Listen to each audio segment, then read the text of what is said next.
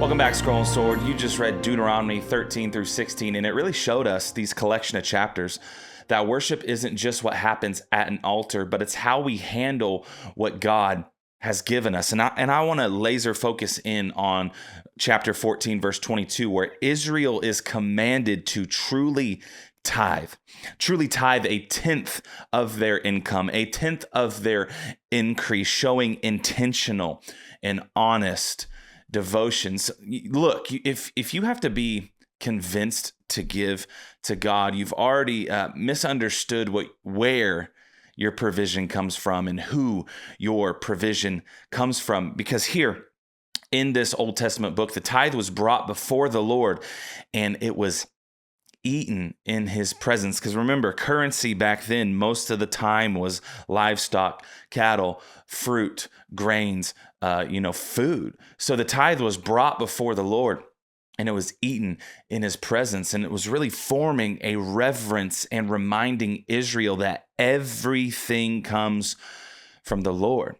You know, if your money never connects to your worship, then your heart is more attached to resources than to your God. If your money, if your currency, if the stuff that the Lord gives you to be provided for, if it doesn't connect to your worship, to the provider, Jehovah Jireh, your love, your worship, your adoration, it's more connected to the stuff that you have. It's more connected to the gifts that you have than it is to the giver, who is God. And we see here every third year, I want to focus in on a function of the 10% tithe that we see happen.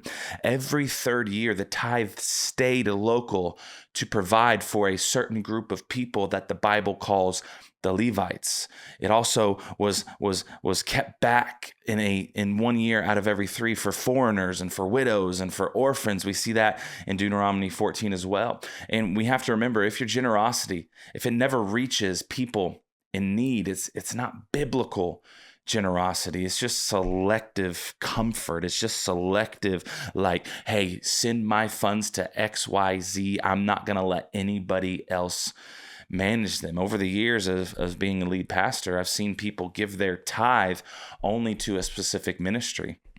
And it's like, man, those ministries absolutely need those resources. But I have seen over the last few years, there's people that do not want to relinquish control for their money because they want to know where my money is going. And I did all of those quotations. And it's like, look, the Lord said, bring the whole tithe to the storehouse and let the storehouse steward where it goes. Because guess what? If you are not an overseer of your local storehouse, it is not your job to decide and steward where that goes. It is your job to simply give it to the storehouse, where the storehouse can give it out to those people in need. And that includes the Levites. This is what a lot of people don't like to hear.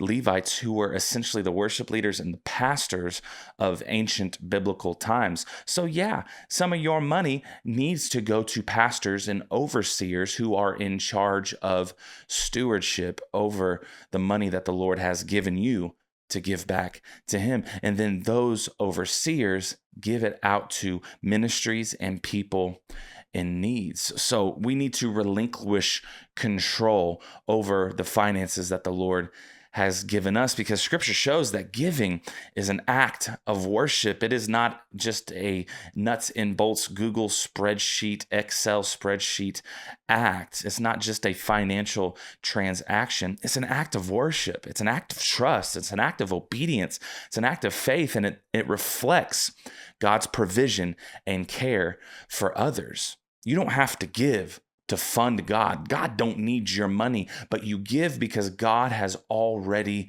provided for you, and it's not out of obligation. Giving isn't out of compulsion.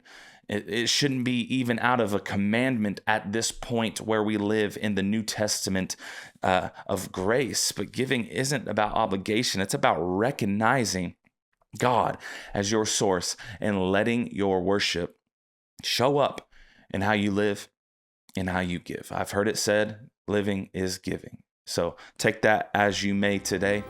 Love y'all. See you in the discussion room.